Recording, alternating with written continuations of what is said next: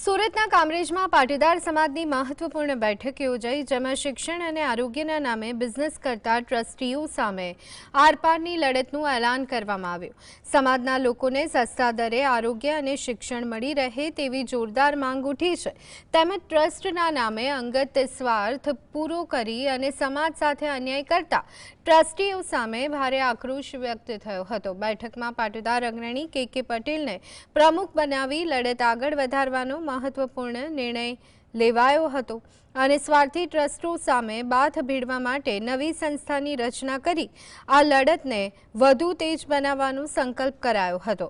આરોગ્ય અને શિક્ષણનું વેપારીકરણ કરતા ટ્રસ્ટીઓ સામે કે પટેલની આગેવાનીમાં રણશીંગું ફૂંકાયું છે અને સમાજના લોકોને સસ્તી સેવા મળે તે માટે આંદોલન તેજ કરવાની ઘોષણા સાથે ટ્રસ્ટના નામે બિઝનેસ ચલાવતા લોકોમાં ફફડાટ ફેલાયો છે। આ મીટિંગની અંદર હવે કઈ રીતે આગળ વધવું એમના એજન્ડાઓ વિશે ચર્ચા થઈ અને સર્વાનુમતે દરેક લોકોએ નક્કી કર્યું કે પ્રમુખ સ્થાન માટે કેમની નિમણૂક થાય। તો એના માટેથી દિનેશભાઈ અણગડે પ્રસ્તાવ મૂક્યો। એના પ્રસ્તાવને રાજેશભાઈ સાવલિયા અને કે કથિરિયાએ એમને ટેકો આપ્યો।